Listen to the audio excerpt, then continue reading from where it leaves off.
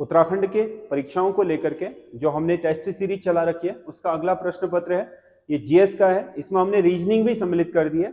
बहुत छात्र पूछ रहे थे कि सर आप रीजनिंग के क्वेश्चन भी डालो, तो हमने इसमें रीजनिंग भी डाल दिए हैं। अभी बहुत लंबा लेंथी पेपर बनाने का समय नहीं मिल पा रहा है, इसके चलते हम कुछ कुछ चीजें शामिल कर रहे हैं इसमें। तो कंप्यूटर और रीजनिंग भी ले लिया है, तो रीजनिंग में आपको आइडिया आ जाएगा कि किस तरीके के क्वेश्चन पूछे जाते हैं और कैसे आपको वो सॉल्व करने हैं।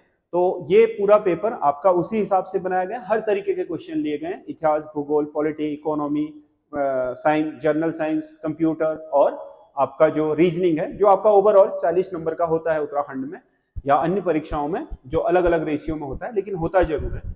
ऋग्वैदिक काल में वर्ण व्यवस्था कैसी थी? ए जन्मजात थी, बी व्यवसाय आधारित थी, सी योग्यता पर आधारित थी और उपरोक्त में से कोई नहीं। देखो, जो ऋग्वैदिक काल है, आरंभिक जो आपका वैदिक काल का जो आरंभिक पक्ष है, मतलब आपके 1500 ईसा पूर्व से लेकर के 1000 ईसा पूर्व तक का जो काल है जिसमें ऋग्वेद की रचना हुई, उस समय जो हमारे यहाँ वर्ण व्यवस्था थी यानी कि जाति प्रथा थी, वो व्यवसाय आधारित थी।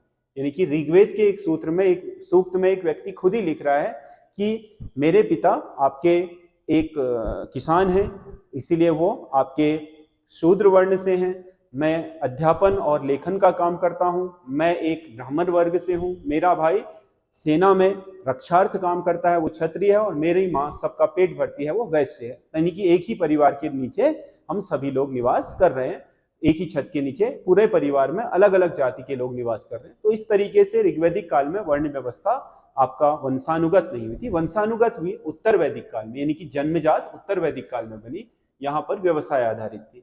आगरा नगर की स्थापना कर उसे अपनी राजधानी बनाया था।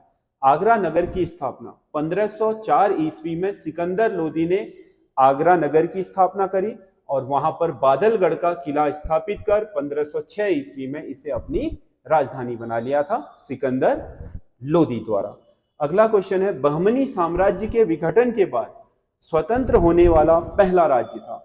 बहमनी साम्राज्य, अलाउद्दीन बहमन शाह या जिसे हसन गंगू बोलते हैं, उसने दक्षिण भारत में आपके जो मोहम्मद बिन तुगलक के समय विद्रोह हुए थे, पहले विद्रोह में तो आपके विजयनगर साम्राज्य की स्थापना हुई थी, दूसरे विद्रोह में बहमनी साम्राज्य की स्थापना हुई। जो बहमनी साम्राज्य बाद में बरार, बीदर, गोलकुंडा, अहमदनगर और आपके हैदराबाद, सॉरी गोलकुंडा हैदराबाद ही था, एक बीजापुर था, 5 भागों में टूट गया था, बरार, बीदर, गोलकुंडा, अहमदनगर और बीजापुर में।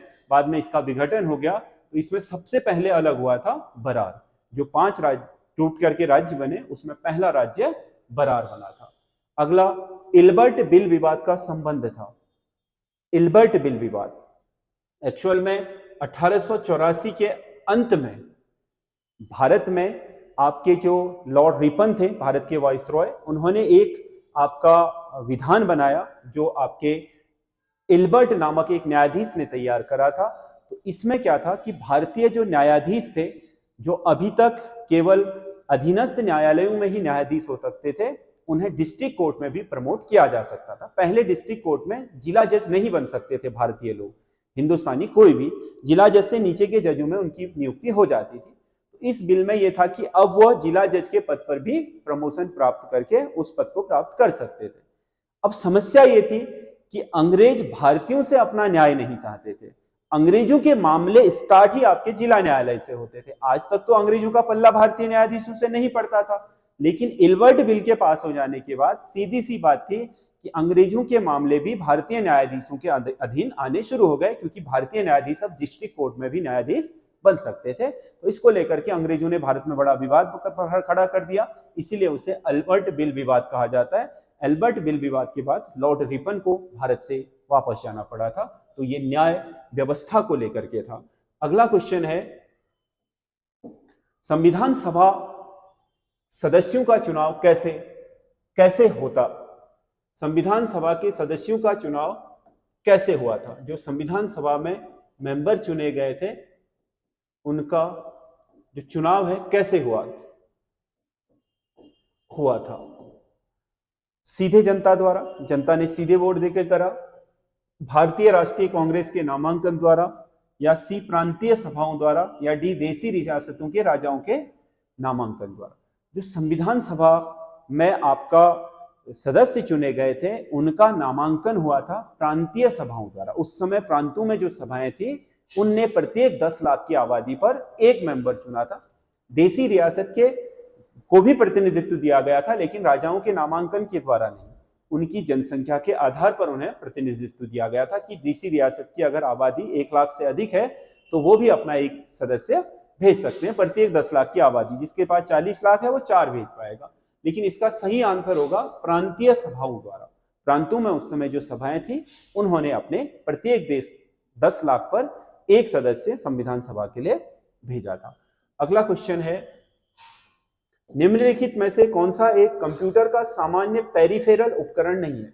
पेरिफेरल मतलब जिससे हम कंप्यूटर के साथ संपर्क बनाते हैं। पेरिफेरल का मतलब होता है संपर्क, जो जिसे कंप्यूटर तक अपने हम विचार को या अपनी जो भी डेटा होता है उसे कंप्यूटर तक पहुंचाने के काम में लाते हैं, उसे पेरिफेरल बोलते हैं। सामान्य पेरिफेरल बोल रहा है। देखो माउस सबसे इंपॉर्टेंट है, कीबोर्ड है, मॉनिटर है, इनके बिना तो हम कंप्यूटर से कोई लेन देन कर ही नहीं सकते हैं। 3D प्रिंटर एक है तो पेरिफेरल, परंतु क्या ये सामान्य नहीं है, ये किसी विशेष आवश्यकता के लिए किया जाता है। बाकी ये तो इनके बिना तो काम चलता ही नहीं है कंप्यूटर में, आपको पता है। माउस, मॉनिटर और कीबोर्ड ये सामान्य पेरिफेरल है। संचार प्रणाली में संप्रेषित करने वाली जानकारी को क्या कहा जाता है? संचार प्रणाली मतलब कम्युनिकेशन में किसी जानकारी को प्रेषित करना क्या कहलाता है? साधारण सी बात है, मैसेज। क्या कहलाता है? मैसेज।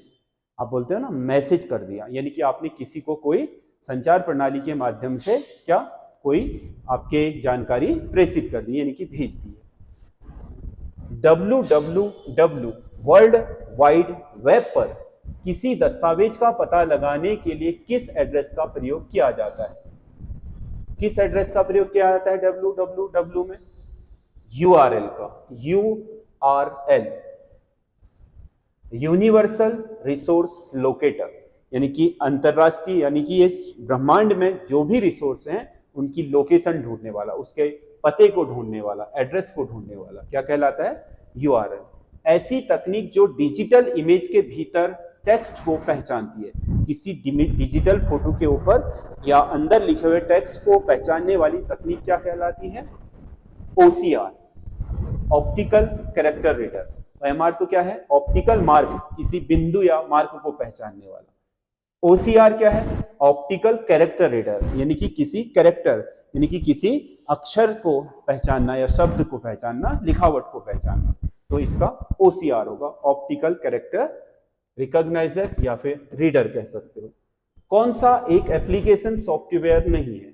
एप्लीकेशन सॉफ्टवेयर का मतलब क्या होता है? किसी कार्य विशेष के लिए तैयार किए गए कंप्यूटर सॉफ्टवेयर को एप्लीकेशन, जैसे MS वर्ड है, ये एक एप्लीकेशन सॉफ्टवेयर है। क्यों?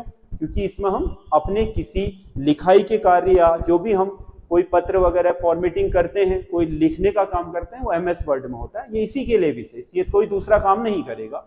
MS एक्सेल है जिसमें हम डेटा शीट या अकाउंटिंग के लिए प्रयोग में लाते हैं या फॉर्मूले उपयोग में करते हैं, ये किसी और काम का नहीं, इसी कार्य विशेष के लिए है। टैली क्या है? अकाउंटिंग के लिए बनाया गया विशेष एप्लीकेशन सॉफ्टवेयर है। विंडोज क्या है? कोई विशेष एप्लीकेशन सॉफ्टवेयर नहीं है, ये सिस्टम सॉफ्टवेयर है जो किसी कंप्यूटर को चलाने के लिए आवश्यक है। ये सारी चीजें इसमें संचालित होंगी और ये आपके इसके बिना कोई काम नहीं हो सकता है। यानी कि कंप्यूटर और जो उपभोक्ता है उसके बीच माध्यम के रूप में जो हमको चीजें दिखा पाता है, जिसमें हम चीजों को कर पाते हैं, उसे हम क्या बोलते हैं? Application system software. तो विंडोज क्या है? एक सिस्टम सॉफ्टवेयर है। चीन ने तिब्बत पर कब्जा किस वर्ष किया था? चीन ने तिब्बत पर कब्जा किया था 1959 में। 56 से बात बिगड़नी हो गई थी। 1959 में इन्होंने ल्हासा पर अधिकार करके वहां नरसंहार करना शुरू कर दिया और दलाई लामा जो तिब्बत के धार्मिक गुरु और प्रशासनिक नेता होते थे, उन्हें तिब्बत छोड़ करके भारत आना था, भारत आना पड़ा और भारत में ही रह रहे हैं धर्मशाला में तब से वो।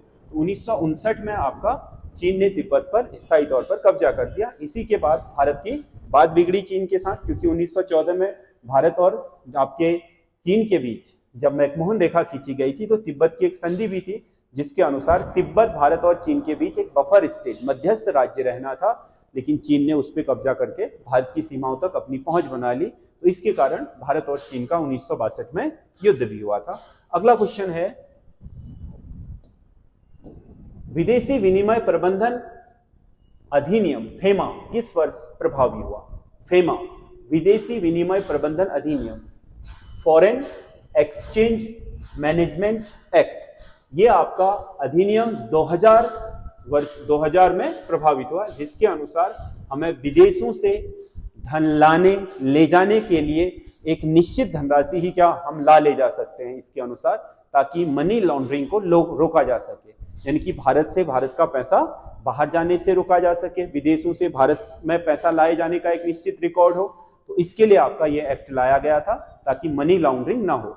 और उसके बाद आपको पता है लोगों ने क्या करा, हवाला शुरू कर दिया, मतलब अनधिकृत चैनलों से भारत की सीमाओं से बाहर पैसा, भारत में पैसा लाने के जो अनधिकृत चैनल हैं वो डेवलप कर दिए। एक तरीके से क्या है वो अनधिकृत, यानी कि काला बाजारी है कि भारत का अरबों रुपया विदेशों पहुंच जा रहा है लेकिन सरकार को खबर नहीं लग रही। हाँ, लीगल चैनल से अगर आप पैसा ले जा रहे हैं तो एक निश्चित धनराशि ही भारत से बाहर ले जा सकते हैं, और उससे ज्यादा ले जा रहे हैं तो उसका रिकॉर्ड भारत सरकार को आपको देना पड़ेगा, उसका टैक्स देना पड़ेगा। तो 2000 वर्ष में आपका फेमा लागू हो गया था। अध्यक्षात्मक शासन प्रणाली का आरंभ किस देश में हुआ? अध्यक्षात्मक, प्रेसिडेंशियल रूल बोलते हैं, ये अमेरिका में शुरू हुआ और आज भी अमेरिका में ही है। अमेरिका में शुरू में ही जॉर्ज वॉशिंगटन पहले क्या बने थे, अमेरिकी जो लोकतंत्र है उसके अध्यक्ष बने थे, यानी कि उनके राष्ट्राध्यक्ष बने थे। हमारी तरह राष्ट्रपति नहीं होता है अमेरिका में। अमेरिका में राष्ट्रपति पर वास्तविक शक्तियां भी निहित होती हैं। जैसे हमारे यहाँ वास्तविक शक्तियां तो प्रधानमंत्री और उसकी मंत्रिपरिषद के हाथों में होती हैं, बाकी संविधान के एक तरीके से जो संविधान का क्या है नॉमिनल शक्तियां हैं उनका उपयोग राष्ट्रपति करता है। नाम से राष्ट्रपति के होंगे लेकिन वास्तविक शक्तियां प्रधानमंत्री और उसकी मंत्रिपरिषद में होती है, जबकि अमेरिका में ऐसा नहीं होता। अमेरिका में वास्तविक शक्तियां राष्ट्रपति ही ग्रहण करता है और राष्ट्रपति में ही सारी शक्तियां निहित होती हैं। राष्ट्रपति का कार्यकाल निश्चित होता है 4 साल का, उससे पहले राष्ट्रपति को पद से केवल महाभियोग जैसी प्रक्रिया, महाभियोग से हटाया जा सकता है, अन्य कोई प्रक्रिया नहीं है। हमारे देश में संसदीय प्रणाली है, संसद से सरकार चुनी जाती है। यदि संसद में सरकार के पास बहुमत नहीं है, अविश्वास प्रस्ताव आ गया है तो सरकार गिर भी सकती है समय से पूर्व। इसलिए हमारे यहाँ जो कार्यपालिका होती है, मंत्रिपरिषद होता है, उसका कोई निश्चित कार्यकाल नहीं होता है। अमेरिका में निश्चित होता है मंत्रिपरिषद का कार्यकाल और राष्ट्रपति का कार्यकाल। वहां राष्ट्रपति ही सर्वे सर्वा होता है, उसे बोलते हैं प्रेसिडेंशियल रूल। डिफरेंस है आपके अध्यक्षात्मक शासन प्रणाली और संसदीय शासन प्रणाली में। भारत की संसदीय, अमेरिका की अध्यक्षात्मक है, यानी कि वहां का राष्ट्राध्यक्ष वास्तविक रूप से भी राष्ट्रपति होता है। हमारे यहाँ का राष्ट्राध्यक्ष तो होता है लेकिन वास्तविक शक्तियां मंत्री परिषद ग्रहण करती है। जिला कलेक्टर किस अधिकारी के अधीनस्थ कार्य करता है? जिला कलेक्टर, ये पब्लिक एडमिनिस्ट्रेशन का प्रश्न है। हमारा जो जिला अधिकारी होता है वो कार्य करता है संभाग आयुक्त। संभाग आयुक्त किसके? संभाग आयुक्त, क्योंकि भारत में संभागीय प्रणाली है, कमिश्नरियां हैं। जैसे हमारे यहाँ जो मान लो चंपावत जिले का जो डीएम है या पिथौरागढ़ जिले का या कुमाऊं मंडल के किसी भी जिले का कोई डीएम है तो वो कुमाऊं कमिश्नर को रिपोर्ट करेगा, उसके अधीन होगा। और जो आपका गढ़वाल का होगा, किसी भी जिले का कलेक्टर होगा, डीएम होगा, वो रिपोर्ट करेगा किसको? गढ़वाल के कमिश्नर को। तो ये जो संभाग आयुक्त है उसे अंग्रेजी में बोलते हैं कमिश्नर, इसके अधीन होता है। क्योंकि सचिव, प्रमुख सचिव, मुख्य सचिव ये शासन के व्यक्ति होते हैं, प्रशासन के नहीं। ये प्रशासनिक अधिकारी होता है संभाग आयुक्त, ये शासन के अधिकारी होते हैं। समझ रहे हैं? ये शासन से मतलब जो हमारी चुनी हुई सरकार होती है उस सरकार के लिए काम करने वाले अधिकारी होते हैं। जबकि ये क्या होते हैं? जो हमारे चुनी हुई सरकार द्वारा, कार्यपालिका द्वारा जो भी कार्य दे दिए जाते हैं उन कार्य को इंप्लीमेंट करने वाले लोग होते हैं। यानी कि ये स्थायी कार्यपालिका है। स्थायी कार्यपालिका में ये भी है परंतु ये किसी विशेष सचिव के लिए होते हैं बस। और इसके अलावा आपका जो संभागायुक्त है, जिन जिन क्षेत्रों में कमिश्नरियां हैं, कमिश्नर यही काम करता है। भारत सरकार के बजट के कुल घाटे में किस घाटे का सबसे अधिक योगदान है? भारत सरकार का जो सबसे बड़ा घाटा होता है वो है राजकोषीय घाटा। राजकोषीय घाटा, राजकोषीय घाटा मतलब मान लो सरकार ने 100 रुपए बजट में प्राप्त किए, 110 रुपया खर्च हो गया, ये तो हो गया राजस्व घाटा या बजटीय घाटा। सामान्य घाटा होता है कि हमने हमारी इनकम थी 100 रुपया, खर्च कर दिया 110, 10 रुपया हमें घाटा हो गया। लेकिन अगले साल अब क्या होगा, अगले साल भी हमारा 110 रुपया खर्चा आया, इनकम 100 की हुई, तो हो गया क्या, पिछले साल भी 10 रुपया उधार लिया था, इस साल भी ले रहे हैं, और पिछले साल का जो 10 रुपया उधार लिया था अब इस साल उस पर ब्याज भी चढ़ गया है। मान लो 10% ब्याज था 10 रुपये पर, तो 1 रुपया वो भी हो गया है। तो अब हमारा जो ऊपर घाटा होगा वो, क्योंकि 100 रुपये तो खर्च हो जाएंगे हमारे, 10 रुपये इस साल के, 10 रुपये पिछले साल के मूलधन के, 1 रुपया पिछले साल का ब्याज का, तो वो हो जाएगा 21। और इस तरीके से हम एक ब्याज के कुचक्र में फंस जाएंगे और हर साल हमारी एक बहुत बड़ी राशि ब्याज चुकाने में चली जाएगी। उसको बोलते हैं राजकोषीय घाटा। ये किसी भी सरकार के लिए सबसे घातक घाटा होता है और किसी भी सरकार का सबसे बड़ा घाटा होता है राजकोषीय घाटा, और सबसे छोटा होता है प्राथमिक घाटा। प्राथमिक घाटा। भारत में ग्रीष्मकालीन मानसून के प्रवाह की सामान्य दशा क्या है? दशा या दिशा क्या है? भारत ऐसा है, इसका वो बना लेते हैं, यह हो गया क्या, पूर्व, ये क्या हो गया, उत्तर, ये क्या हो गया, पश्चिम, ये क्या हो गया, दक्षिण। भारत में मानसून कहां से आता है? यहां से। किस ओर जाता है? इस ओर, ऐसे जाता है मानसून, इसीलिए तो इस पश्चिमी घाट से टकराकर बारिश करता है। ये हिमालय से जाकर ऐसा सीधा नहीं जाता उत्तर की ओर, बल्कि ये दिशा कौन सी है जहां से ये आया? दक्षिण पूर्व। कौन सी है? दक्षिण पूर्व। कहां को जा रहा है? उत्तर, ये दक्षिण पश्चिम है, सॉरी, ये दक्षिण और पश्चिम के बीच की है, ये उत्तर और पूर्व। तो दिशा क्या है? दक्षिण पश्चिम से उत्तर पूर्व, ये दिशा है। तो इसका मतलब दक्षिण पश्चिम से उत्तर पूर्व, तो इसका सही आंसर होगा ये वाला। कृष्ण विभव, ब्लैक होल। ब्लैक होल क्या है कह रहा है? ए, कोई भी विकिरण प्रवाहित नहीं करता, इससे कोई विकिरण प्रवाहित नहीं होता है कह रहा है। पराबैंगनी किरणों को अवरक्त किरणों में बदल देता है कह रहा है। सारे विकिरण जो इसके पास से गुजरते हैं उनका अवशोषण कर लेता है। एक काल्पनिक विचार है।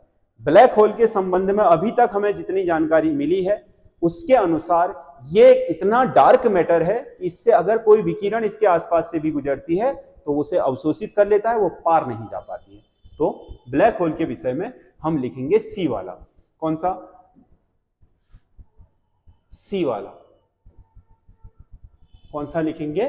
सी। सारे विकिरण जो इसके आसपास से गुजरते हैं उनको अवशोषित कर लेता है।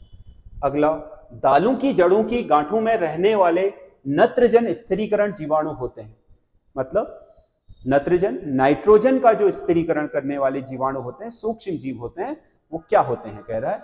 ए, सहजीवी, बी, प्राश्रयी, सी, मृतोजीवी और डी, परजीवी। इनमें से क्या होते हैं? जैसे राइजोबियम है, दाल की जड़ों की गांठ में रहता है, एक परजीवी है जो नाइट्रोजन का स्थिरीकरण करता है।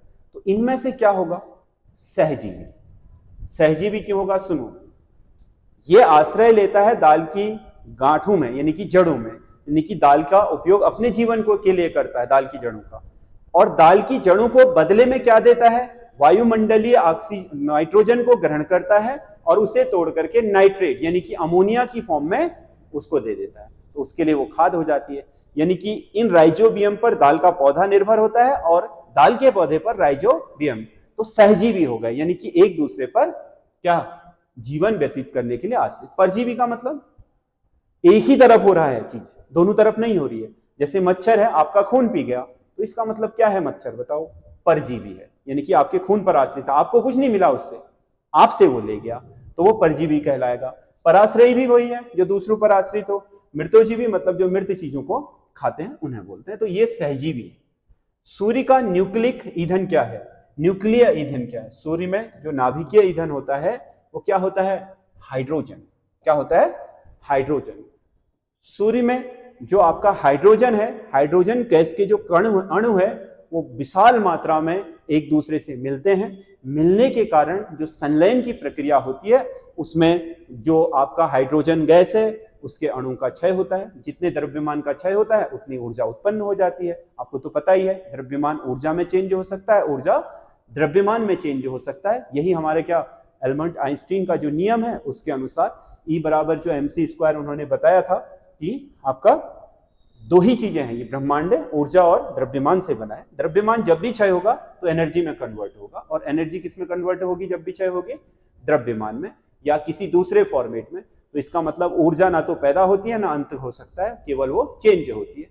तो जब आपके हाइड्रोजन के कण आपस में मिलते हैं तो उनमें जो क्षय होता है द्रव्यमान का, उतनी ही ऊर्जा उत्पन्न होती है। और हमारे सूर्य और तारों में ऊर्जा का स्रोत ही हाइड्रोजन का नाभिकीय संलयन है। भारतीय संसद में लोक लेखा समिति के अध्यक्ष की नियुक्ति कौन करता है? लोक लेखा, पब्लिक अकाउंट कमेटी, जो आपका सार्वजनिक धन का रखवाली करने वाला क्या है? कुत्ता कहा जाता है, समझ गया ना? या सार्वजनिक धन का प्रहरी तो किसे कहते हैं? सीएजी को। ये भी आपका जो देश की संसद द्वारा देश को दिया गया पैसा होता है, जब आपका सीएजी पूरा पैसे का हिसाब लेके आता है और राष्ट्रपति से संसद के पटल पे रखते हैं, तो यही पब्लिक अकाउंट कमेटी उसका हिसाब किताब लेती है। और पब्लिक अकाउंट कमेटी का अध्यक्ष हमेशा विपक्ष का नेता होता है और उसका चयन करता है लोकसभा का अध्यक्ष, चुनेगा विपक्ष से ही। ये आपके 20 क्वेश्चन हैं। इसके बाद आपके शुरू हो जाते हैं रीजनिंग। मोहित पूर्व की ओर मुंह करके खड़ा है, अब वह दाएं मुड़कर 50 मीटर चलता है, वहां से दाएं मुड़कर 25 मीटर चलता है, फिर वो 10 मीटर उत्तर की ओर जाता है और अंत में 20 मीटर पूर्व दिशा में जाता है। तो वह अब अपने मूल स्थान से किस दिशा में है?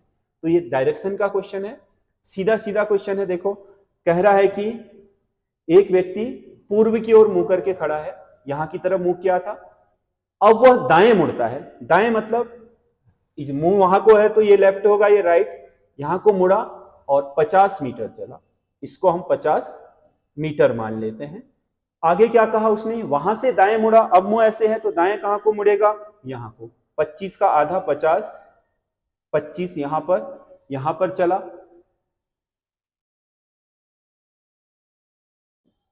मुंह यहां था, मुड़ गया था यहां से, ठीक है। 25 मीटर चला। अब क्या कह रहा है? फिर वह 10 मीटर उत्तर की ओर, उत्तर कहां की ओर होता है? ऊपर की ओर, 10 मीटर इतना चला। फिर वह अंत में 20 मीटर पूर्व, पूर्व कहां की ओर होता है? यहां की ओर, 20 मीटर। तो वो बताओ, कह रहा है वो अपने मूल बिंदु से किस स्थान पर है? स्टार्टिंग पॉइंट ये था, मूल बिंदु यहां से किस दिशा में है ये बताइए? ये दिशा कौन सी होगी? पश्चिम, और ये होगी दक्षिण, यानी कि दक्षिण पश्चिम दिशा में, दक्षिण पश्चिम दिशा में। ये इन दोनों के बीच में है कहीं, तो दक्षिण पश्चिम होगा। अगला क्वेश्चन है, कौन सा आरेख खेल मैदान स्कूल कॉलेज में संबंध दर्शाता है? स्कूल कॉलेज में संबंध। देखो, स्कूल हम किसे बोलते हैं? 10वीं या 12वीं तक की जो विद्यालय होते हैं उसको, उससे उच्च शिक्षा वाले को कॉलेज। तो स्कूल अलग है, कॉलेज अलग है, दो अलग अलग चीजें हैं। खेल मैदान, खेल मैदान दोनों में हो सकता है, स्कूल में भी और कॉलेज में भी। तो इसका मतलब इसका आंसर सी होगा, क्योंकि अगर हम खेल मैदान ये ले लें, स्कूल ले लें, तो कॉलेज नहीं है, ऐसा नहीं हो सकता। या स्कूल कुछ खेल मैदान, स्कूल कुछ मैदान, कुछ आपके क्या स्कूल कॉलेज, ऐसा नहीं हो सकता। बल्कि स्कूल अलग है, कॉलेज अलग है, खेल मैदान दोनों में हो सकते हैं या स्वतंत्र भी हो सकते हैं। इसलिए थोड़ा इसमें भी ले लिया, थोड़ा इसमें भी ले लिया।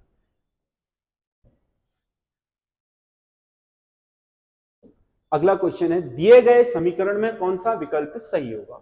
समीकरण देखो क्या दिया है, ये स्टार, इसमें दिया आपको 66, 6, 12, 3, 15 बराबर 12, ये दिया हुआ है।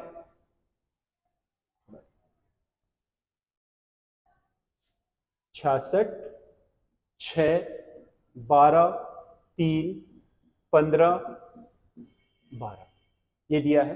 तो हम पहला लगा लेते हैं, पहले वो रख लेते हैं समीकरण को, भाग माइनस गुणा प्लस। तो सबसे पहले भाग सॉल्व होगा, 11 बार चला गया, माइनस छोड़ दो, गुणा सॉल्व हो गया, 12 3 36, फिर प्लस सॉल्व हो गया, 36 और 15 51, 51 में से 11 गया तो ये बचेगा माइनस का 40, तो सही नहीं है। अब हम दूसरा विकल्प ले लेते हैं। दूसरा जो है, दूसरे में क्या है, प्लस है, माइनस है, भाग है और गुणा है। तो सबसे पहले भाग सॉल्व करें तो क्या आएगा 4, फिर गुणा सॉल्व करें तो 15 चक्को 60, 15 चक्को 60 आ गया, बीच में माइनस है, 66 और 6 72, ये माइनस है,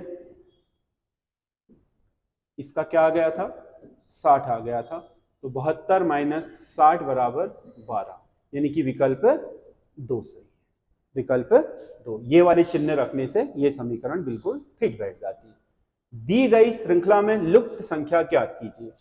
एक श्रृंखला दी है, इसमें आपको लुप्त संख्या ज्ञात करनी है। दी गई श्रृंखला में लुप्त संख्या ज्ञात करनी है, तो इसमें आपको दिया है 3, 11, 18, 102, 443, बीच में ये चिन्ह है, तो इसकी जगह पर क्या आएगा कह रहा है। अब देखो 3 और 11 के बीच अगर हम इनके गैप से लगाएं तो 8 का गैप, 27 का गैप, 38, 62, 64 का गैप, तो इसमें तो हमें साफ ही दिख रहा है ये गैप किसको बना रहे हैं, आपके क्यूब को बना रहे हैं। 2 का क्यूब, 3 का क्यूब, 4 का क्यूब, अब क्या होना चाहिए 5 का क्यूब। 5 का क्यूब कितना होता है 125, 102 प्लस 125 बराबर 227, 227, यहां कितना आया 227। फिर चेक कर लेते हैं इन दोनों के बीच कितने का गैप है, 443 माइनस 227, 0 और 2 और 443 है ये, 13 में से 7 गया 6 और 3 में से 2 गया 1 और 2, 216, बिल्कुल सही है, ये 6 का क्यूब होता है 216, 6 6 36 6 216, तो यहां पर आएगा 227। देखो क्यूब की श्रृंखला बन रही है, इनके बीच क्यूब की श्रृंखला, देखो यहां पर किसकी बन गई 100 की, 5 की 125 की, और इनके बीच क्या बन गई 216, यानी कि 6 की, 2 की, 3 की, 4 की, 5 की और 6 की, यानी कि 227 आएगा। तो 227 किस विकल्प में है, ये विकल्प डी में। दी गई सारणी में प्रश्नवाचक के स्थान पर कौन सी संख्या होगी। अंतिम क्वेश्चन है। अब ये सारणी दे रखी है, तो इसमें देखें तो इनमें 7 4 11, 7 9 3 12, और ये नहीं हो सकता। इधर देख लें 7 3 10, 9 4 13 और 11 7 18, तो ये भी नहीं बन रही है। कुछ और लगा रखा है, देखो 7 21, ये 11 है, 9 चक्को 36, ये 23 है। हाँ, इसमें ये चीज लग गई है, देखो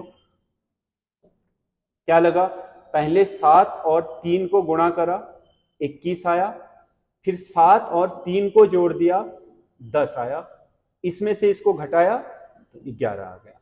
वैसे ही 4 गुणा 9 करा, यह आया 36, फिर 4 धन 9, इसमें से 13 को घटा दिया तो यह आया 23। अब ऐसा ही इसमें भी करते हैं, 11 गुणा 7 बराबर 77, 11 प्लस 7 बराबर 18, 77 में से 18 घटा देते हैं, यह आएगा 59, तो इसका सही आंसर हो जाएगा 59। तो ये आपके 25 क्वेश्चन हैं।